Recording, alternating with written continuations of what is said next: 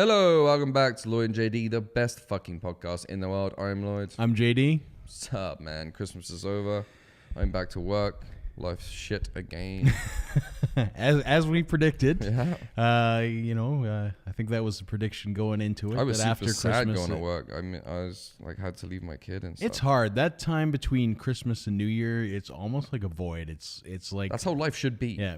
It's like the 5-6 days that you don't know what day it is. You don't know what time it is. You don't really know what you're supposed to be doing. That's what life should be. It should be. It should be. That's what we're so consumed by time and we're so consumed by work.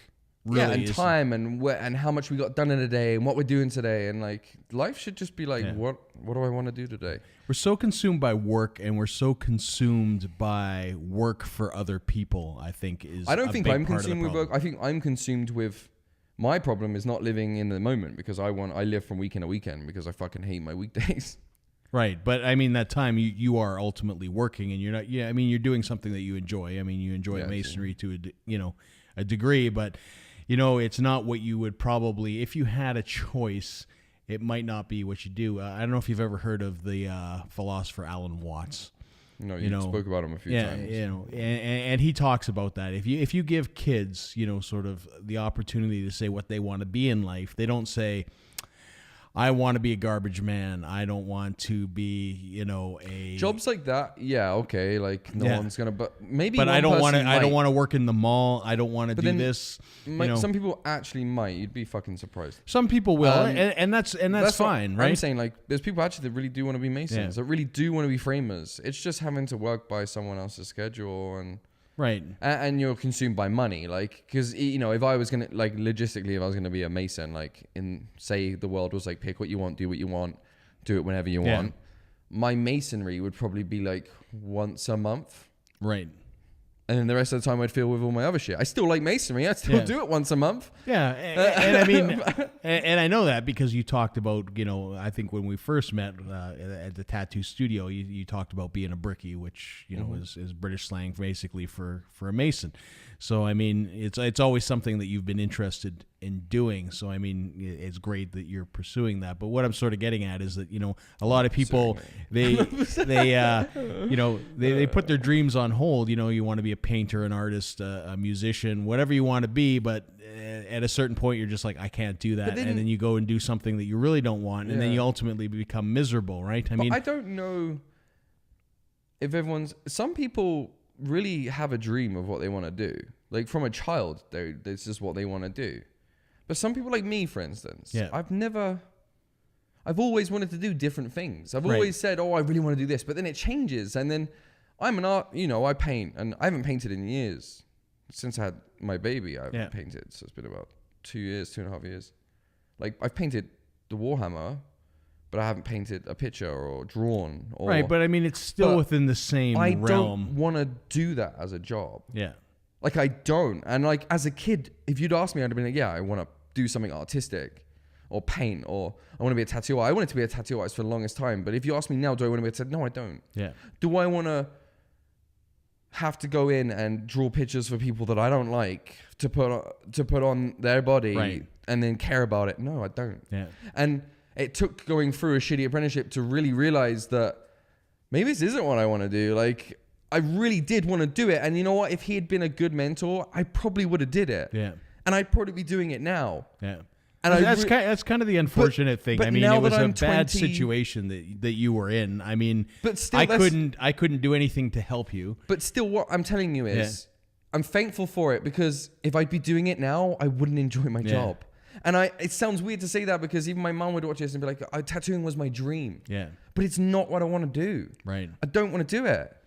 You know what? If the world was different and I could fucking do it when I wanted to do it, and it was for people that I wanted to do it for, and it was just, but it's all health and safety and needles and blood. So it's not that sort of thing. I can't, but if that was the case, then I'd probably tattoo from time to time. Yeah. You know what I mean? I'd fuck around on my mates. I'd fuck around on myself. It's something I would fuck around with. Like if I was in a tribe somewhere, maybe I'd be the tattooist because it would be a fucker. I'm not. But the restraints that you're under and the people you have to deal with and the society that you have to deal with, you're all cunts. Like, you all watch the show and you're all cunts. And do I want to tattoo you? Fuck no. Do I want to watch your snidey fucking remarks? You know what? I've done construction enough to know that people are never fucking happy. Yeah. Do I want to deal with putting art on people that are never fucking happy? And no. That is a huge pressure for tattoo artists, is that, you know, a lot of times is that you've got one shot. Like, there's not an opportunity to make mistakes, you know, and I'm not going to sit here and tell you that tattooists do not make mistakes. I have made mistakes, but you hide your mistakes. Yes. And that's the most important thing. And if you think that your tattoo has no mistakes, then fuck you, you're an idiot. Yeah. Every picture has mistakes. The fucking Mona Lisa probably had a mistake. He did like 13 covers on that bitch. Yeah. You know what I mean? Like, that wasn't the first picture on that canvas. Yeah. And I've got canvases at home just the same. If you scratched away those layers, I got fucking pictures underneath. And you'd be like, did you fucking draw that? Because you'd see the finished product and be like, you're an artist. You'd see the first picture and you'd be like, you're a child with a... And that's the issue with tattooing, is that you don't have that opportunity to paint a canvas 40, 50 times. I mean, now you can laser stuff and maybe do a cover up, but it's horrible. Never the same. You don't want to put your customer through that shit. It's never the same, right? You know, so I mean, ultimately at the end of the day, you've really got one shot to do it. And I mean, you know, it's like me. I like to paint portraits. I can paint very good portraits. People would always ask me to tattoo portraits. I'd be like, no, because I know when I paint, I make changes, or I go and I start looking at it. You look at it for an hour and you're like, whoa, that nose is jacked. And then you get too into it and you're too hyper focused, and it's tough. So my kudos to guys that can go and sit down and put out perfect, basically portrait tattoos. That is an amazing skill. And if you're looking for those kind of tattoos, seek out those kind of artists, because those are the people that you want. But yeah, getting back to what we was talking about, my dream jobs have changed so much, and I don't know if I have a dream job now. Right. I don't know. I feel like I want to just do what I want to do. It's a weird feeling. Like, I don't want to do one particular thing. I want to do lots of things, but I just don't want anyone.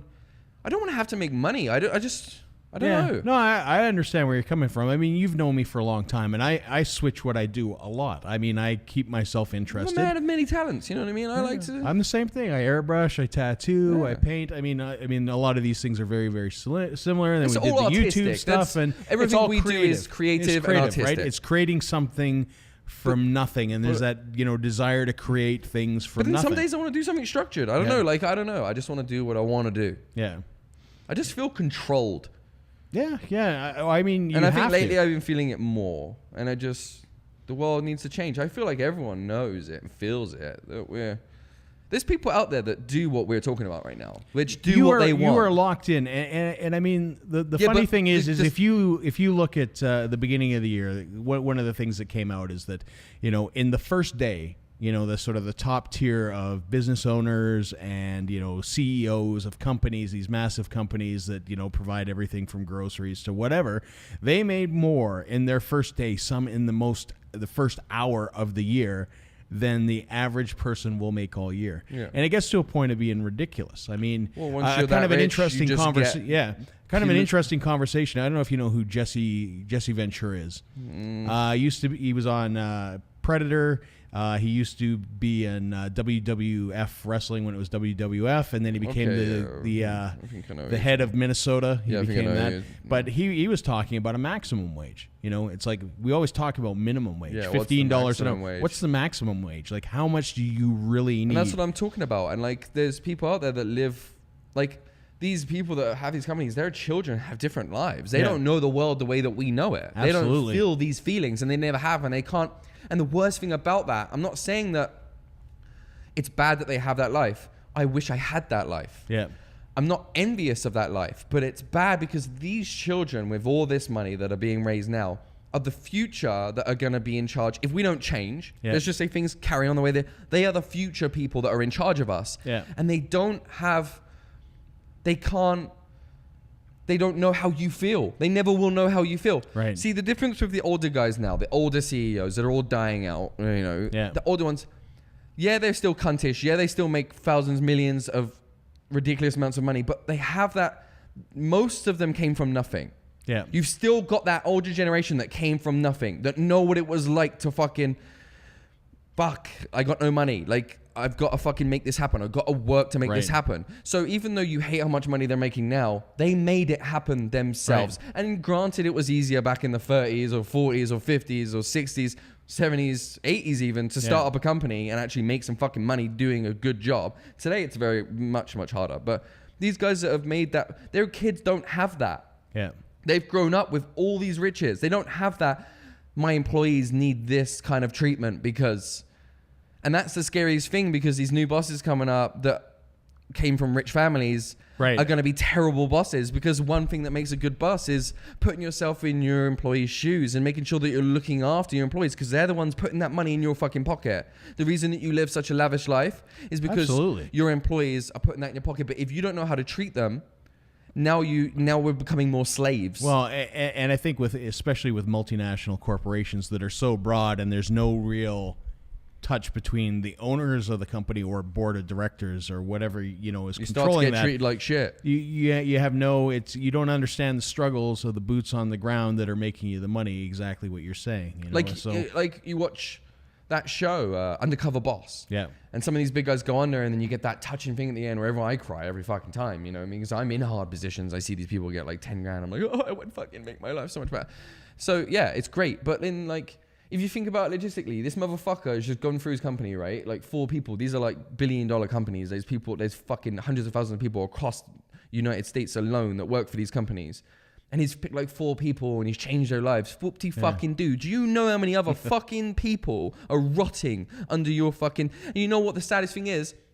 You picked 4, out of like 100,000 places to go. They don't know there's fucking sub-stories going on. There's sub-stories in all of them. Yeah. You go to any there's sub-story. So you've picked 4... and it's touched you and you've given money away. Think about all the ones that you haven't visited and all the stories that would touch you again, but they don't. Yeah. They give to 4 people and they feel better about themselves. But you hope in the process of doing, sort of that undercover thing, that they realize how tough the work the people they're doing and how little they get paid. They give so much to the one person. Yeah. Why not be like, you know what? These stories have touched me. My entire company needs help. Yeah.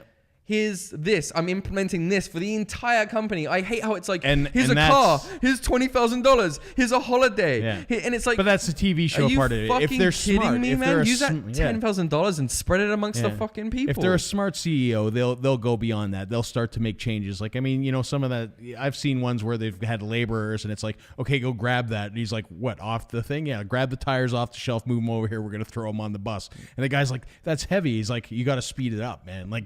Yeah. It took you 20 minutes to move that one tire. We need to do that in like 5. Yeah. And he goes, I'm usually here by myself. I'm glad you're here helping me, but we got to speed things up. And there's kind of that realization that, hey, I need more employees, that this work is actually hard, and I think some of those guys do actually make changes, further on down the line. But it is funny. Like, I think, as companies got bigger and bigger and made more and more money, that you lose touch with your employees, and the right? newest generation don't even have that feeling at all. I mean, if you go downtown Calgary, you'll see, paintings like, sort of the old signs, and it'll be like Smith and Sons. It was a family-run business, and they took that business, took care of their family. They were in charge, but de facto, they took care of everybody else that worked for them and their families, and it was very much like a family. And I feel that that's kind of, gone to the wayside. And even more so now, and that's the scariest thing. Right? Especially with things like online. I mean,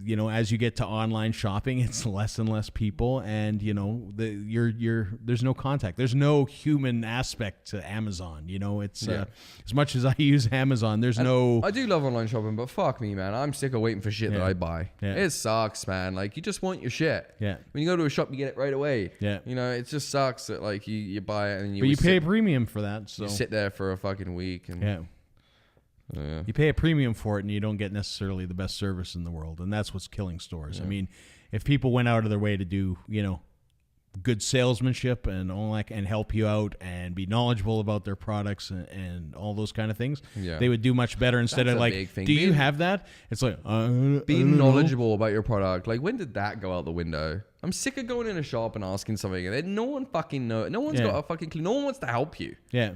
It's like they're pissed off that they have to talk to you. Yeah. I feel like saying sorry sometimes when I've asked something, like, I can't find this, and they're like, ugh. It's like, oh, sorry. Like, do you work here? Like, are you just wearing a blue t-shirt and you fit in with the fucking employees? So yeah, I'm knowledgeable about the product. Yeah, like that would be nice. Yeah, I think that should be the base thing of the job, but a lot of people just don't care, in that sense as well. And I mean, there's the multifaceted layers of what's going on in society and how things have changed, and what's wrong with things. And I mean, in reality, you should just be better about being a better person and help people out. I mean, help your tribe move forward in a sense, right? If you want to look at it from a tribal perspective. Yeah. So, but yeah, I mean, it's interesting to say the least, Yep. So, what else have you been up to? Just getting back into the swing of things. Like this week, I actually kind of did some work, so it's nice. It was a shorter week, and it's just getting back into the groove of things. It's trying to figure out, I always kind of figure out what direction I'm going, and what I want to do and what I want to accomplish in a year, and take it from there, and still kind of figuring that stuff out because I have no idea. I think I want to travel a bit more. Mm-hmm. I got the travel bug when I went to Singapore and Malaysia, and I think I need to travel a little bit more. Continue on the rehab of my hip, which has taken forever. So, I just heard the word rehab, and I was like, oh, I didn't know you was addicted. No, from my injury. So sweet. But yeah, that's it. And you? I've been playing video games a little bit more. I noticed that a bit. I did notice that a bit. Yeah. I played some shooters, but then I started playing Elite Dangerous again. I saw that as well. Which has had a rehaul, and it's quite good. And the mining's quite good. It just put some stuff in that makes it more enjoyable. You're not just carrying things back and forth, which killed the game for me. So we're back in the groove of that. Making real money now, made 170 million. Nice. So before, making 60 grand was good, and you couldn't buy shit with it. So, actually progressing forward in the game. And I signed up for Discovery Worlds 2, which comes out on January 13th. So what's that? That's an in-game... Elite Dangerous is a weird game. Yeah. Created by the people for the people, almost, really, innit? There's a guy that writes storybooks as the game progresses. There's conspiracy theories that are made by the players that are then installed into the game by the... So it's a very... The players kind of move the game. Yeah. So I don't know the basics. I just know that there's people have set up... They've been planning this for a year. And there's a center... anyone who's played the game, you play in this ball of community kind of, and that's quite large. That's a large ball. The map is... Yeah. People have never even been over here. I remember there was aliens in the game, and it took 5 years for the first guy to actually see one. Yeah. 5 years of playing the game to even see an alien. So that's kind of the vastness of the game. And in the center is Sagittarius, which is a known black hole in the middle of the galaxy. And they've made a trip to it. It's going to be an 8-month trip. 4 months there, 4 months back. When we get there, you're going to make a space station. We're actually going to make a space station so that we can further investigate the black hole, and it's going to change the game forever. And it's a huge event. The first one happened, and there was Discoveries 1, which went to a different place, pretty far. Wasn't as long, wasn't as far, wasn't as epic. 5,000 people are signed up at this moment in time. Nice. So that starts on the 13th, and how that's going to work is last time they just gave everyone the jumps and was like, "Okay, see you there." This time they did it a bit differently. Every day you're going to get your jumps given to you in message. Yeah. This is where we're going. These are the jumps. You make it depending on your light speeds and how fast you can go. And along the way, when we get to these checkpoints, so every week they know people work. So it's going to be about 2 hours a day gameplay. Yeah. If you jump you have a good ship, it's going to be about 2 hours a day gameplay.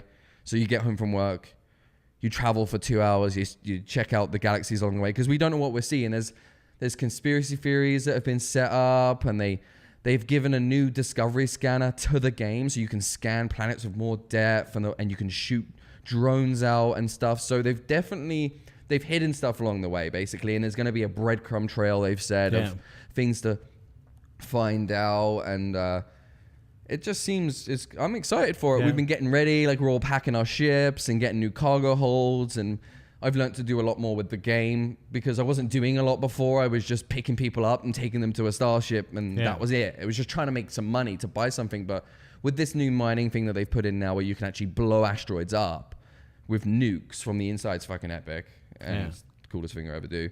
You then can pick up resources that are selling for millions of dollars. So you're actually progressing in the game. You're actually making that money, so which opens up you to learn more things. Like there's those limpets that you can like collect stuff with. It's just, you know, opening up the game a bit. So it's going to be fun. And along the way, every checkpoint, every weekend, everyone meets up at a checkpoint, and there's games like they got the planetary things. Yeah. There's games of tag now where you can like tag each other and you're boosting around with your similar to like Rocket League, but slower and no ball. So there's little things they've set up along the way. Nice. Looks fun. May have to log in and check it out, although I think there's a bounty on my head. But that's all we have time for this week. Yeah, I'm Lloyd. I'm JD. Peace. See ya.